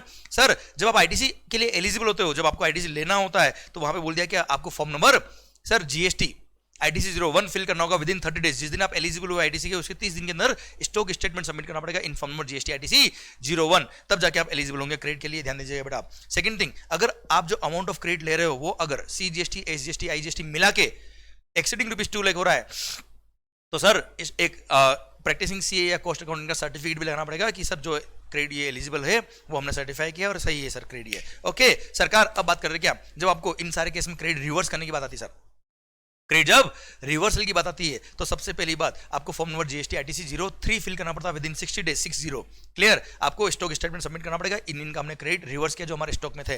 क्लियर। सेकंड थिंग सर ध्यान देना बेटा, आपने परचेज पे जो जैसे रॉ मटेरियल जितना परचेज किया उस पर जो क्रेडिट लिया था वो आपको रिवर्स करना पड़ेगा। पर मान लो कभी परचेज इनवॉइस अवेलेबल नहीं है तो उनका जो मार्केट वैल्यू होगा उसके करंट मार्केट वैल्यू जो होगा उसके हिसाब से जो जीएसटी बनता है उतना आपको रिवर्स करना पड़ेगा और उसका एक सर्टिफिकेट भी आपको लेना पड़ेगा प्रैक्टिसिंग सीए या कॉस्ट अकाउंटेंट से कि इसने जो मार्केट वैल्यू लिया वो सही लिया साहब।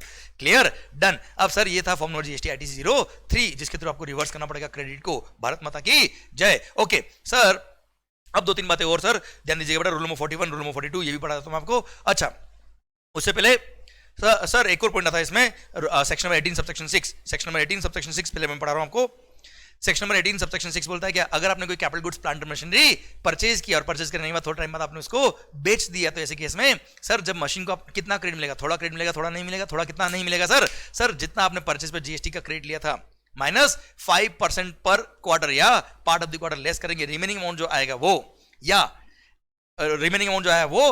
Actual tax payable on transaction value of such capital goods sold whichever is higher, इतना आपको पे करना पड़ेगा। भले वो मशीनरी आपने परचेज करने के बाद में यूज में ली नहीं ली, वी डोंट केयर, भले वर्किंग कंडीशन बेच रहे हो या एज ए स्क्रैप बेच रहे हो, सेम फंडा लगेगा सर।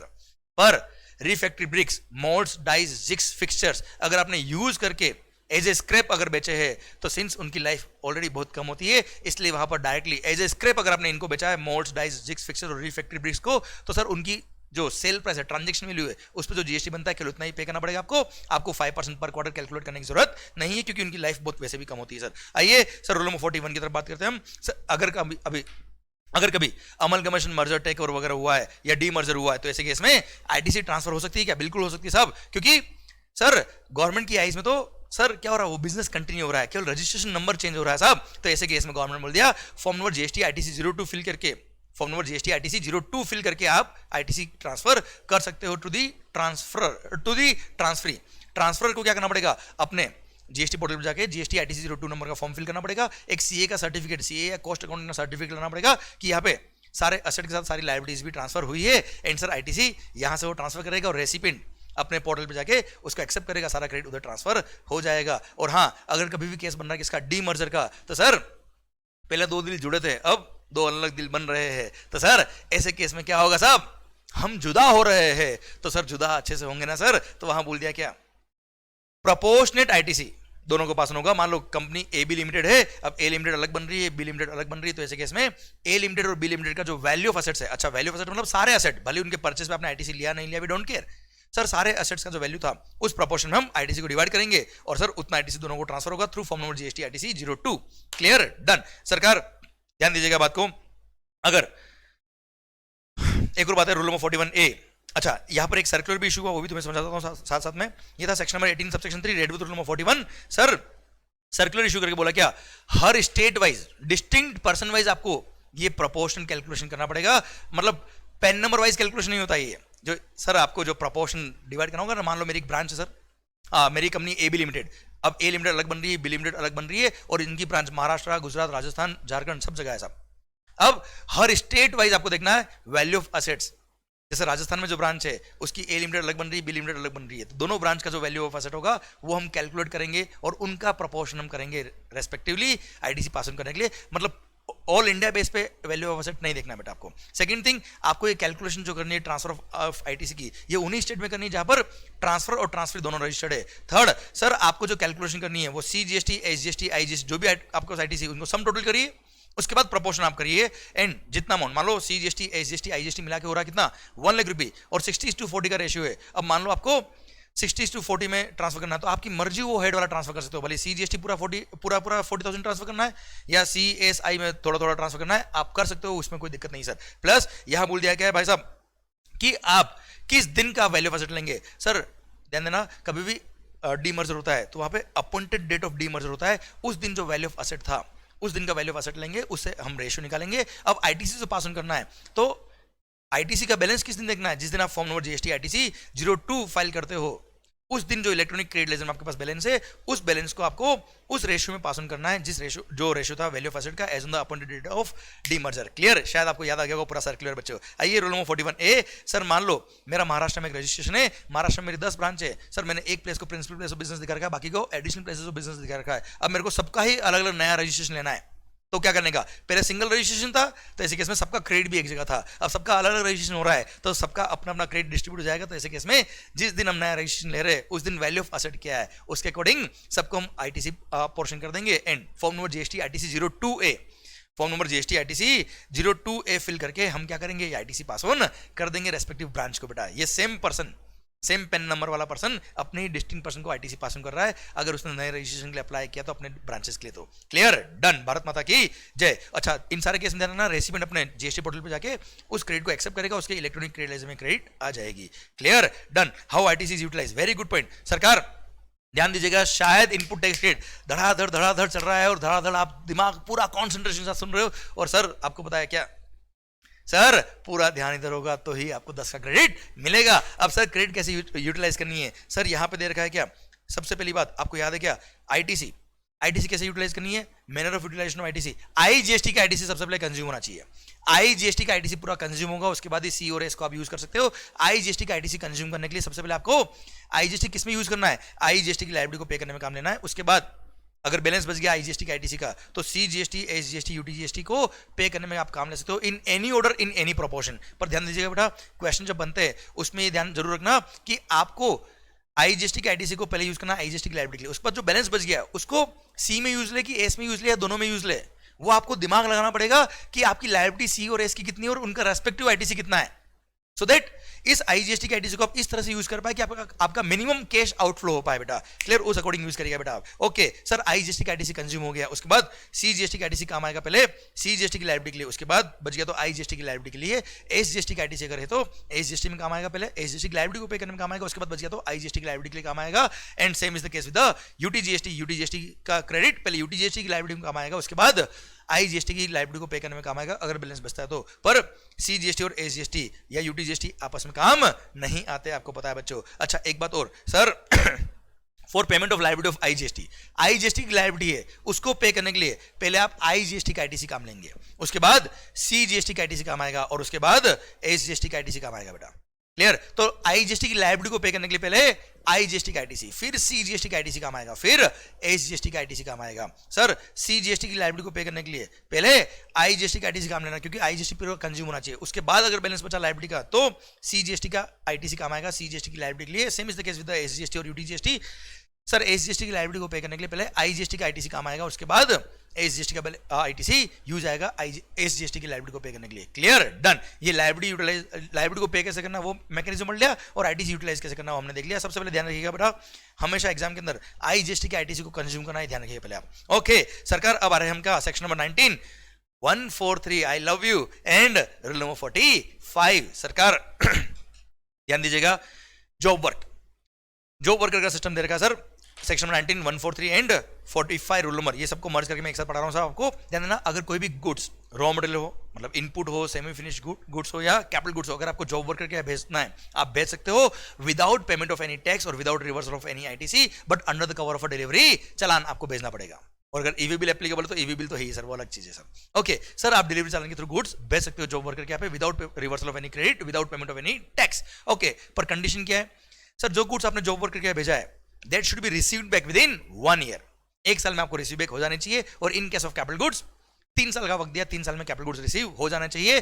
पर सर 1 साल और 3 साल में अगर ये गुड्स नहीं आए, अच्छा तो आगे कमिश्नर को पावर दे रखा है कि वो चाहे तो फर्दर आपको एक्सटेंशन दे सकता है, but that extension can not be for more than 1 year in case of input, और in case of capital goods 2 years. मतलब इनपुट में 1 year plus 1 year and capital goods के केस में 3 ईयर प्लस 2 ईयर का टाइम मिलता है maximum आपको। पर हाँ, इतना टाइम वैसे भी सफिशिएंट होता है जॉब वर्कर से गुड्स मंगाने के लिए। ओके, अब सर बात आती है क्या मोल्ड्स, डाइस, जिग्स, फिक्सचर्स, या sir moulds, dice, jigs, fixtures या टूल्स अगर आपने भेजे जॉब वर्कर के यहाँ पे तो आप भेज सकते हो उन गुड्स को without any condition of receiving back those goods, क्योंकि वो गुड्स क्या होते हैं, कंज्यूमेबल इन नेचर होते हैं, तो गुड्स वापस नहीं भी आए कोई दिक्कत नहीं, कोई रिवर्सल करने की जरूरत नहीं है। ओके सर, ध्यान दीजिएगा, अगर आपने नेक्स्ट पढ़ा था क्या, अगर आपने इनपुट्स सेमी फिनिश गुड्स या कैपिटल गुड्स जॉब वर्कर के यहाँ भेजे तो जब आपने भेजे आपके यहाँ से, वहां से 1 ईयर या 3 ईयर काउंट करना है। पर अगर आपने सर सप्लायर को बोला कि तुम सप्लायर से जब आप गुड्स परचेज कर रहे हो, आपके वेंडर से जब आप गुड्स परचेज कर रहे हो, आपने डायरेक्टली जॉब वर्कर क्या भिजवा दिए, तो जब उसको रिसीव हुआ हम ये मान लेंगे हमको रिसीव हो गया बिल टू शिप वाला मॉडल और हमको आईटीसी मिल जाएगा, तो सर वहां पे 1 ईयर और 3 ईयर की टाइम लिमिट कब से काउंट होगी सर? जब उसको रिसीव हुआ वहां से 1 ईयर 3 ईयर की लिमिट काउंट होगी बेटा। क्लियर? हमारे से जब भेजते तब हमारे से जब निकला है वहां से 1 ईयर 3 ईयर काउंट होगा। और सर डायरेक्टली उसके भेजा था हमने सप्लायर के ऐसे डायरेक्ट जॉब वर्कर गया, तो जब उसको रिसीव हुआ वहां से 1 ईयर और 3 ईयर काउंट कराया जाएगा। क्लियर? अच्छा, जॉब वर्कर अपना जॉब वर्कर प्रोसेस करने के बाद या तो गुड्स हमको भेज दे या वो चाहे तो हमारी डायरेक्शन पे किसी और जॉब वर्कर के यहाँ भेज दे, but that should be under the cover of a delivery challan, या फिर हमने जो डिलीवरी चालान भेजा था उसको उसी के पीछे वो उसको एंडोर्स करके उस गुड्स को वहां भेज सकता है। पर ध्यान देना sir, 1 job worker to another, another to another, और फिर मेरे पास आ रहा है, तो सब मिला के 1 साल 3 साल है बेटा ये। क्लियर? आपका टाइम एक्सपायर हो रहा है तो आप पहले अपने यहाँ मंगा लो, फिर वापस भेज दो, हमें कोई दिक्कत नहीं बेटा। क्लियर? डन। ओके सर, ध्यान दीजिएगा बेटा, अगर ये 1 साल या 3 साल में हमको रिसीव नहीं हुआ तो ऐसे कैसे मान लिया जाएगा कि ये गुड सप्लाई हो गया है? हमने जब ओरिजिनली जॉब वर्कर के भेजा था तब मान लेंगे आपने सप्लाई किया था, तो आपको उस दिन के अकॉर्डिंग जीएसटी पे करना पड़ेगा, वो भी अलोंग विथ इंटरेस्ट। और बाद में जब रिसीव बैक होगा तभी मानेंगे कि जॉब वर्कर ने गुड्स आपको बेचा है और अकॉर्डिंगली वो जीएसटी चार्ज करेगा और हमको उसका आईटीसी मिल जाएगा। क्लियर? डन। एंड सर ध्यान दीजिएगा बेटा, जो भी गुड्स मैंने जॉब वर्कर के भेजे सर वापस उसके ऐसे मेरे को रिसीव हुए, उन सब का स्टेटमेंट मेरे को एक स्पेसिफाइड मेरे को एक स्टेटमेंट सबमिट करना पड़ेगा in form number GST ITC 04, form number GST ITC 04 के फॉर्म में मेरे को सर स्टेटमेंट सबमिट करना पड़ेगा by 25th of the next month. अच्छा ध्यान दीजिएगा, ये स्टेटमेंट जो फाइल करना होता है वो ईयरली होता है बेटा, मतलब साल खत्म होने के बाद 25 अप्रैल या उससे पहले पहले मेरे को एनुअल स्टेटमेंट सबमिट करना पड़ेगा sir in respect of the goods sent to the job worker and receive back from the job worker. पर अगर आपका प्रेसिडिंग फाइनेंशियल में aggregate turnover was more than ₹5 crore तो ऐसे केस में आपके लिए हाफ ईयरली स्टेटमेंट सबमिट करना पड़ेगा। मतलब सर 1 अप्रैल से लेकर 30 सितंबर तक का 25 अक्टूबर तक और 1 अक्टूबर से लेकर 31 मार्च का 25 अप्रैल तक आपको स्टेटमेंट सबमिट करना पड़ेगा। ओके, अब सर नेक्स्ट बात, अगर जो भी गुड्स आपने जॉब वर्कर के भेजे उसके प्रॉपर रिकॉर्ड्स आपको भी मेंटेन करने हैं, जॉब वर्कर को भी मेंटेन करने हैं। सर कभी भी ऑफिसर वेरिफिकेशन के लिए आ सकता है। नेक्स्ट पॉइंट आता है क्या, अगर कोई गुड्स आपने जॉब वर्कर के भेजा है और वहीं से आपको कस्टमर के यहाँ भेजना है तो आप भेज सकते हो, कोई दिक्कत नहीं है। पर ऐसे केस में अगर कस्टमर के यहाँ बेचा है आपने तो भी वो 1 साल या 3 साल के अंदर सर कस्टमर के यहाँ पहुंच जाना चाहिए, मतलब जॉब वर्कर यहाँ से निकल जाना चाहिए बेटा। क्लियर? तो अदरवाइज वो सप्लाई के स्कोप में आ जाएगा सर। ओके सर, अगर जॉब वर्कर के यहाँ से डायरेक्ट कस्टमर के यहाँ गुड्स भेजना है तो आप भेज सकते हो, हमें कोई दिक्कत नहीं है। पर लायबिलिटी तो प्रिंसिपल की है भाई, पर ऐसे के जीएसटी तो वो पे करेगा ही करेगा, पर उस प्रिंसिपल को जॉब वर्कर का प्लेस डिक्लेयर करना पड़ेगा as is additional place of business. पर इसके 3 एक्सेप्शन है। फर्स्ट, अगर जॉब वर्कर खुद जीएसटी में रजिस्टर्ड है तो ऐसे केस में प्रिंसिपल को उसका place additional place of business दिखाने की जरूरत नहीं है। सेकंड, गवर्नमेंट चाहे तो कुछ गुड्स को नोटिफाई कर सकती है, नोटिफाई करके बोल सकती है कि ऐसे केस में जॉब वर्कर का place principal place of business दिखाने की जरूरत नहीं है प्रिंसिपल को, एंड जॉब वर्कर का place additional place of business दिखाने की जरूरत नहीं है प्रिंसिपल को। एंड सर अगर जॉब वर्कर के यहाँ पे during the job work process कुछ वेस्ट स्क्रैप प्रोड्यूस हुआ है तो वेस्ट स्क्रैप वो चाहे तो हमारे यहाँ भेजे, वो चाहे तो वहीं से बेच दे कस्टमर को। और सर वो वेस्ट स्क्रैप अगर कस्टमर को बेच रहा है जॉब वर्कर अपनी जगह से ही, तो मेरे को वो place additional place of business दिखाने की जरूरत नहीं है। पर उस वेस्ट स्क्रैप के सेल पर जीएसटी पे करना पड़ेगा। अगर जॉब वर्कर खुद जीएसटी में रजिस्टर्ड है तो वो टैक्स पे कर देगा, वो रजिस्टर्ड नहीं तो प्रिंसिपल टैक्स पे कर देगा, पर टैक्स पे करना पड़ेगा। क्लियर? इसी के साथ पूरी भारत माता की जय। ये जॉब वर्कर की पूरी कहानी खत्म होती है। अब आइए मालिक, हम आते हैं last topic of the ITC, input service distributor ISD, section number 20, 21 and rule number 39, input service distributor. Sir ISD, मान लो मेरी 4 फैक्ट्री है मुंबई, सर महाराष्ट्र में, एक है कहाँ गुजरात में, एक राजस्थान में, एक दिल्ली में। सर ऐसे केस में मेरी 4 फैक्ट्री पर मेरा एक कॉमन ऑफिस है, कहाँ हेड ऑफिस मुंबई महाराष्ट्र मान लो सर, तो मैं अपने उस ऑफिस को as a input service distributor registration करा सकता हूं। अब मैंने अपने उस ऑफिस को, I may be a supplier, I may be a manufacturer, I may be a trader also, मैंने अपना एक ऑफिस जो मुंबई में है महाराष्ट्र में है, उसको अगर मैंने एज आईएसडी रजिस्ट्रेशन करा दिया, सेपरेट रजिस्ट्रेशन होता है बेटा as a input service distributor, तो ऐसे केस में जितने भी इनपुट सर्विसेज के इनवॉइसेस आ रहे हैं आईएसडी के पास, सर उन सबका क्रेडिट आईएसडी लेगा and ISD can distribute the credit of input services, he can distribute the credit of GST paid on input services to his other units sir under the cover of ISD invoice. अब वो credit जो distribute करेगा वो monthly base पे होता है sir, ISD को GSTR 6 submit करना पड़ता है मंथली बेस पर, क्लियर, और जीएसटीआर 6 ये सबमिट करेगा और रेसिपेंट के जीएसटीआर 2 भी में वो क्रेडिट रिफ्लेक्ट होगी सर। अब सर वो क्रेडिट ले पाएंगे रेसिपेंट यूनिट पर, कितना क्रेडिट ट्रांसफर होगा, किसको कितना ट्रांसफर कर सकता है, किस तरीके से ट्रांसफर करता है, वो यहाँ समझाया हुआ है। बोला है क्या, सबसे पहली बात, अगर कोई सर्विस केवल और केवल फैक्ट्री नंबर 1 में काम आई तो वो सर्विस का क्रेडिट केवल फैक्ट्री 1 में ही ट्रांसफर होगा। अगर कोई सर्विस केवल केवल फैक्ट्री नंबर 4 में काम आई तो केवल और केवल फैक्ट्री नंबर 4 में ही क्रेडिट ट्रांसफर होगा। अगर कोई सर्विस मोर देन 1 यूनिट के लिए काम आए तो जिन जिन यूनिट के लिए वो सर्विस काम आई उन्हीं यूनिट को क्रेडिट पास ऑन होगा साहब, क्लियर। कोई सर्विस अगर मान लो फैक्ट्री नंबर 1 2 3 में काम आई सर, तो यूनिट नंबर 1 2 3 में ही क्रेडिट पास ऑन होगा, क्लियर। अगर मेरी वो सर्विस चारों यूनिट में काम आई तो चारों में डिस्ट्रीब्यूट होगा। अब सर मोर देन 1 यूनिट में अगर क्रेडिट डिस्ट्रीब्यूट हो रहा है तो किस रेशियो में होगा, किस प्रोपोर्शन में होगा, तो उसके लिए बोल दिया क्या, प्रीसीडिंग फाइनेंशियल ईयर का जो टर्नओवर इन द स्टेट था उन चारों यूनिट का, वो टर्नओवर लेने का और उस रेशियो में आपको क्रेडिट डिस्ट्रीब्यूट करनी है। अब मान लो यूनिट नंबर 1 और 2 में ही क्रेडिट ट्रांसफर करना है तो यूनिट नंबर 1 और 2 का जो टर्नओवर इन द स्टेट था प्रीसीडिंग फाइनेंशियल ईयर का वो हम लेंगे और जितना भी क्रेडिट था उसको प्रोपोर्शन करेंगे एंड अकॉर्डिंगली हम ट्रांसफर कर देंगे। पर अगर मान लो प्रीसीडिंग फाइनेंशियल ईयर का किसी यूनिट का टर्नओवर अवेलेबल नहीं है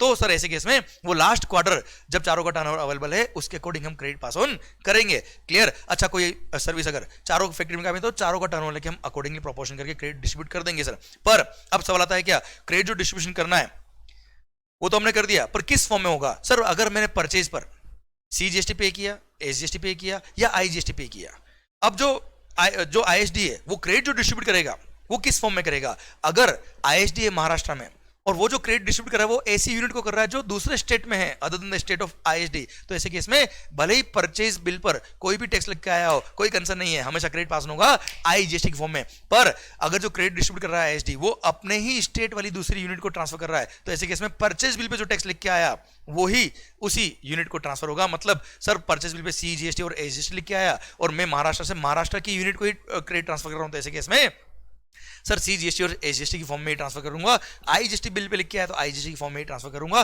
पर अदर स्टेट वाली यूनिट को अगर ट्रांसफर करना तो हमेशा सर परचेज बिल पे कुछ भी लिख के आया कोई कंसर्न नहीं है, हमेशा आईजीएसटी की फॉर्म में ही क्रेडिट पास ऑन होगा, क्लियर। मंथली बेस पे मैं वो क्रेडिट पास ऑन करना है, मैं क्रेडिट डिस्ट्रीब्यूट कर दूंगा और सर जब क्रेडिट डिस्ट्रीब्यूट करूंगा तब सर रिटर्न तो फाइल करूंगा GSTR 6 13th of the next month is the due date, पर एट द सेम टाइम मेरे को आईएसडी इनवॉइस भी इश्यू करना पड़ेगा। अच्छा अब सर ये सब तो काम हो गया, अब मान लो कभी मैं आईएसडी हूं, मेरे को कभी क्रेडिट नोट रिसीव हुआ कस्टमर की तरफ से, सॉरी मेरे जो सप्लायर थे जिसने मेरे को सर्विसेज दी थी उसने क्रेडिट नोट इशू किया, अब उसकी वजह से मेरा आईटीसी लेस हो जाएगा, आईटीसी रिवर्स करना पड़ेगा। पर मैं आईटीसी तो ऑलरेडी डिस्ट्रीब्यूट कर चुका हूं तो जिस रेशियो में मैंने ओरिजिनली उस क्रेडिट को डिस्ट्रीब्यूट किया था अपने यूनिट्स को उसी रेशियो में उन्हीं यूनिट को मैं आईएसडी क्रेडिट नोट इशू करूंगा तो एक तरह से नेगेटिव क्रेडिट पास ऑन होगी उन रेस्पेक्टिव यूनिट्स को। अच्छा जिस महीने में मैं नेगेटिव क्रेडिट पास ऑन कर रहा हूं उस महीने का अगर ऑलरेडी कोई क्रेडिट मेरे को पास ऑन करना है तो उसमें से वो अमाउंट कम हो जाएगा और अगर उस महीने में उतना अमाउंट नहीं है तो कोई बात नहीं, नेगेटिव क्रेडिट पास ऑन कर दूंगा और उन रेस्पेक्टिव यूनिट की वो आउटपुट टैक्स लायबिलिटी में उतना अमाउंट ऐड हो जाएगा बेटा, क्लियर। सेम वे अगर मान लो आईएसडी को डेबिट नोट रिसीव हुआ तो डेबिट नोट के बेस पे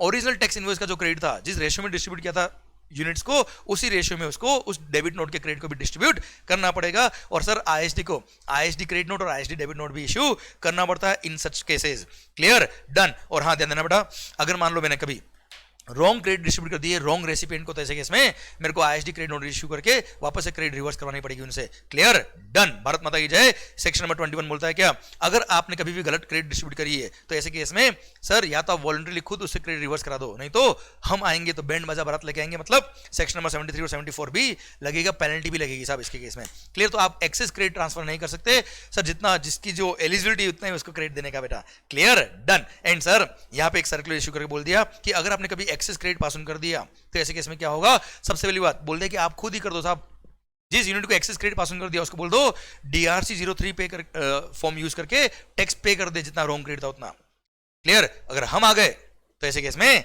सेक्शन नंबर 73 और 74 का शो कोज नोटिस सर्व होगा आपको, और अकॉर्डिंगली हम आपसे टैक्स तो रिकवरी करेंगे, साथ में पेनल्टी भी रिकवरी करेंगे, और section number 122 subsection 1 close number 9 का पेनल्टी आईएसडी पे भी लगेगा। क्लियर? इसी के साथ भारत माता की जय, और आईएसडी के प्रोविजन भी खत्म होते हैं। अब ये था इनपुट सर्विस डिस्ट्रीब्यूटर, भारत माता की जय। आई होप माहौल बन रहा है, आई होप 10 का क्रेडिट आपको मिल गया है। सर केवल सपने मत देखो सर, उनके लिए आप काम भी करिए सर, पर सपनों से अच्छा क्या है, एम रखो, क्योंकि एम अचीव किए जाते हैं, सपने केवल देखे जाते हैं बेटा। क्लियर? एम हाई, और ध्यान रखना always aim for the moon, and don't worry even if you miss it,